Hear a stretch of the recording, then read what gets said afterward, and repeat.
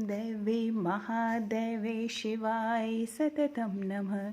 नमः प्रकृते भद्राय नियता प्रणता स्मताम्। ओम श्री गौरी माता की जय हो। ओम नमः शिवाय। हर हर महादेव। भगवान भोलेनाथ, माँ गौरा आप और आपके परिवार के ऊपर अपनी कृपा दृष्टि, अपना आशीर्वाद बनाए रखें। माँ गौरी आपके सुहाग की रक्षा करें, आपके परिवार की रक्षा करें। मंगला गौरी व्रत सावन के प्रत्येक मंगलवार को किया जाता है। इस व्रत में भी अन्य व्रतों की तरह सुबह जल्दी उठ करके भगवान गणेश की सबसे पहले पूजा करने के बाद भोलेनाथ, माँ गौरा, अपने कुल देवता कुल देवी के बाद भगवान भोलेनाथ, माँ गौरा की पूजा करें। माँ गौरा को सुहाग की सामग्री अर्पित करें। उनको 16 मालाएं, लौंग, सुपारी, इलायची, फल, पान, लड्डू, सुहाग की सामग्री, 16 चूड़ियाँ, मिठाई अर्पित करें। 5 प्रकार के, अगर आप 5 प्रकार के सूखे मेवे अर्पित कर सकते हैं तो बहुत अच्छी बात है, नहीं तो आप कोई भी जो आपके पास उपलब्ध हो वो आप माँ को चढ़ाएं। माँ वैसे भी भाव की भूखी होती हैं। और उनकी प्रतिमा के सामने सबसे पहले घी का दीपक जलाएं। आप दीपक आटे का ले सकते हैं, आप दीपक मिट्टी का ले सकते हैं। और माँ की आराधना करें सच्चे मन से। और उनसे जो है, अगर आप मंत्र जानते हैं तो मंत्र के साथ आप व्रत करने का संकल्प लें, और नहीं तो आप बिना मंत्र के ले सकें। अगर आप मंत्र बोलना चाहें तो आप ऐसे बोल सकते हैं, मम पुत्रा पौत्रा सौभाग्य वृद्धये श्री मंगला गौरी प्रीत्यर्थम 5 वर्ष पर्यंतम मंगला गौरी व्रतमहम करिष्ये।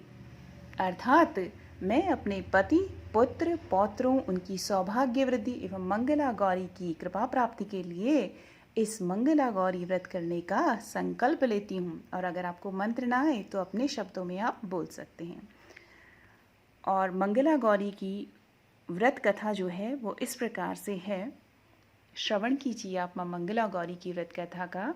व्रत पूजा के बाद आपको कथा अवश्य पढ़नी चाहिए। अगर आप कथा पढ़ नहीं रहे हैं तो आप उसको आप सुन सकते हैं, वो भी समान मात्रा में लाभदायक होता है। माँ मंगला गौरी की आरती करें। मंगला गौरी कथा जो है वो इस प्रकार से है, आप श्रवण कीजिए। पौराणिक कथा के अनुसार एक समय की बात है, एक शहर में धर्मपाल नाम का एक व्यापारी रहता था। उसकी पत्नी काफ़ी खूबसूरत थी और उसके पास काफ़ी संपत्ति थी, लेकिन उनके कोई संतान नहीं होने के कारण वे काफ़ी दुखी रहा करते थे। ईश्वर की कृपा से उनको एक पुत्र की प्राप्ति हुई, लेकिन वह अल्पायु था। उसे यह श्राप मिला था कि 16 वर्ष की उम्र में सांप के काटने से उसकी मौत हो जाएगी। संयोग से उसकी शादी 16 वर्ष से पहले ही एक युवती से हुई, जिसकी माता मंगला गौरी व्रत किया करती थी। परिणाम स्वरूप उसने अपनी पुत्री के लिए एक ऐसे सुखी जीवन का आशीर्वाद प्राप्त किया था जिसके कारण वह कभी विधवा नहीं हो सकती थी। अतः अपनी माता के इसी व्रत के प्रताप से धर्मपाल की बहू को अखंड सौभाग्य की प्राप्ति हुई। इस वजह से धर्मपाल के पुत्र ने 100 साल की लंबी आयु प्राप्त की। तभी से ही मंगला गौरी व्रत की शुरुआत मानी गई है।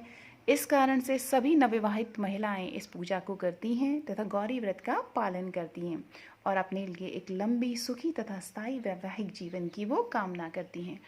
जो महिला उपवास का पालन नहीं कर सकती वे भी कम से कम पूजा तो करती ही हैं। इस कथा को सुनने के बाद विवाहित महिला अपनी सास तथा ननद को लड्डू देती हैं, 16 लड्डू देती हैं। इसके बाद वे यही प्रसाद ब्राह्मण को भी देती हैं।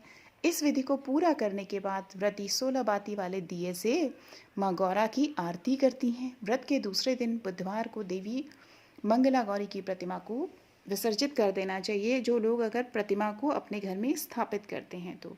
और माँ गौरी के समक्ष जो है हाथ जोड़कर अपने समस्त अपराधों और पूजा में हुई जो भूल चूक है उसके लिए क्षमा मांगनी चाहिए। इस व्रत और पूजा को जो है आप 5 साल तक लगातार कर सकते हैं।